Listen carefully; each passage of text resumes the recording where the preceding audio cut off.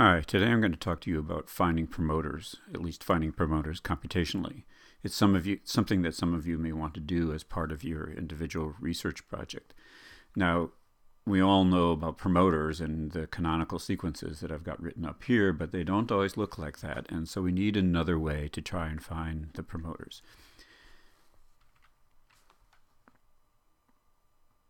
So computationally, you can just simply Google promoter search tools and you'll find a number of websites. I have one of them listed up here.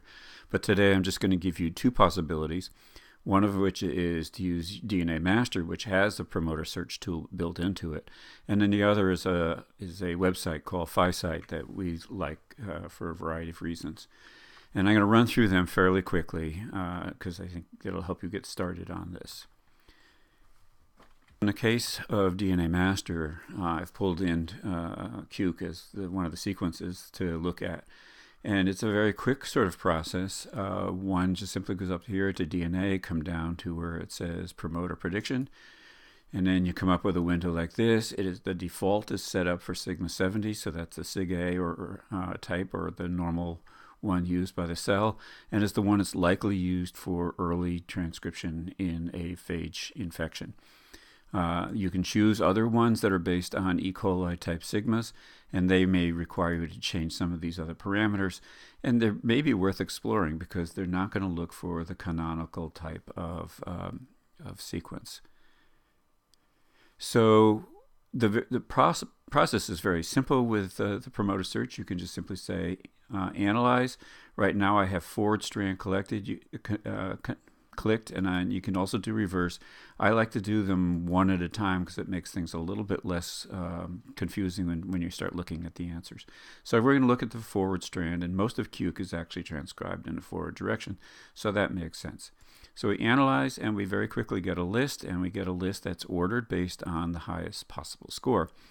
And so the top one on the list is this one, which is TTGACA, which is exactly like you think about for the -35. And this one is almost the TAT-AAT. It's a CAT-AAT. So that looks like a really good one. So the problem with doing this search, because we searched the entire genome, is if we look at this and we say position 56972, where is that in the genome? So then we come down to the list of sequences in the genome, and 56979 is located right here in the middle of a gene. So that's the problem with looking at the entire sequence. So we could do a more directed search, and we can choose someplace in the middle of the sequence, or in a place where we think there is going to be a sequence, and so we can look for a gap. And one of the gaps that I've been looking at, have chosen, is this one here between OR 50 and 51. And we have a gap of around 200 nucleotides between the two of them. So that looks like a good place for a promoter. And so that's 34526 and 34724. So what you can do is you can go to the sequence itself, and 34526 is somewhere in this region, and so I'm going to say it's probably something like this TGA. And so I'm going to click there, and I'm going to click right here before the 777, or actually before this, yeah, and that probably is going to capture where my promoter is going to be. So I'm not going to take the time to figure it out exactly, but here, now if I go back and rerun the analysis on promoter prediction, and I've got this highlighted thing, then all of the things that are showing up here are in this particular region. And I can go through this list now to decide if there's one here that I think might work for what I want to consider as a promoter. It doesn't guarantee me that it's a promoter, but it's a place to start. Now what you can see is that just looking in the forward direction, this is a considerably long list of sequences. And so that also tells you that no matter where you look, you are going to find things that might be considered as promoters. When you call up PhiSite, put in phisite.org, you get to this main menu, and we can click on Tools and click on Promoter Hunter, and you come up with a window that looks like this, where you put in a sequence, and then you put in some other material here. Now you can paste in the entire sequence here with one caveat, that it only takes a sequence of about 7,500 bases. So we can't do the entire genome in one shot. So we'll do it in segments. But this gets back to the issue of where do we actually look. And I always like to do a directed search into a very specific region rather than a general scan of everything, because I showed you on the previous analysis, you can find a promoter essentially anywhere. So if I were to do that, then where am I going to go? So what I've done is I've pulled up here the FamRadar map for Cuke, and you all know that if you click on an ORF, you get the sequences of the ORF, but that's not where we're going to find promoters. We're going to find promoters in this region. So now if I click, we get a line, and we can pull this over and let go, and now we have a region .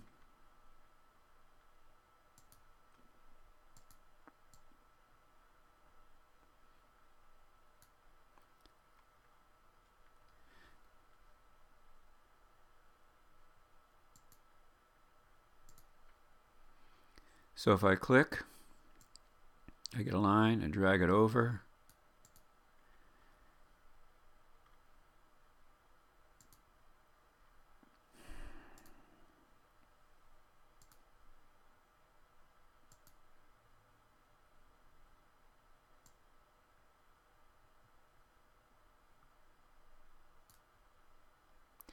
So if I click and drag, I wind up pulling up a region that's this region between the two genes.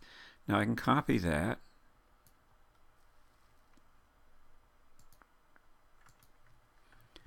and then I can go to 5-site and paste it in. Now what do I have down here is I have two boxes which are calling for a matrix, one for the -35 and one for the -10. And if you click on sample, you'll see what the matrix looks like. It has all 4 bases and the probability of finding something at or the percentages of finding a particular base at a particular position. So the 6 positions of the -35 sequence, 6 positions of the -10 sequence, and this is what you get. But what we like to do is, instead of doing that, is I have a matrix that I developed for the mycobacterium in general, or the mycobacteria in general. And so here's the matrix for the -35 sequence, and so I can copy that.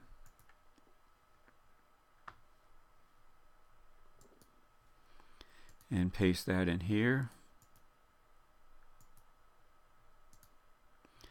And then I can go back to here and copy this for the -10 sequence and paste that in here. And now I've got something that is more specific for the mycobacteria for a SIG-A type promoter. Now the other thing this program wants you to do is put in the %GC, and since this is Cuke, I'm going to put in 49%.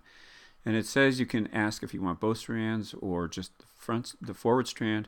And if we want the reverse strand, you have to click the both strands. I only want the forward strand, so in this particular case, so I will click direct for this.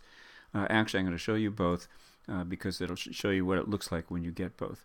And then I can say start the hunt. And now what I have is a short list of sequences with some check marks. And the check marks are the ones that are considered the best for this particular region. Now, if you take the very top one, the top one's on the plus strand, you can see the display. Here's the plus strand possibilities, here's the bottom strand possibilities, and it's a fairly short list. This is the same region actually that I chose in DNA Master. This is a much shorter list. So if I highlight this, it tells me which one this is, and also the position number tells me which one it is. Here's the scores. It says it begins at position 90, and this is at position 67. And we read through this particular region. So this is kind of a long way from the start. Maybe this other one's a better one. We can choose that. We can look to decide which one it is. But this one actually looks pretty good. It's TAGACA and TATTGT. So it's not a very bad one. The next highest ones are all on the opposite strand, and we know there's transcription we know there's no transcription going in the other direction. So this is, again, the sort of warning of the problem with computational searches. But at least by doing the computer search, it gets you some candidates of possible genes that you might want, or possible sequences you might want to consider as the promoter.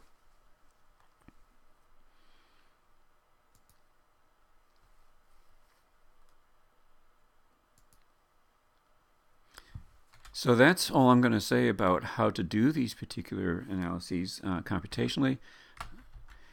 If you once you've done the analysis computationally and by looking at position and looking at patterns, and I prefer it be done in disorder, position first. In other words, where do we think there's going to be a promoter, and then look for a pattern. Then experimentally, you have to go into the lab to actually provide the evidence that what you're looking at is going to be a promoter. And that's what I'm going to say on this.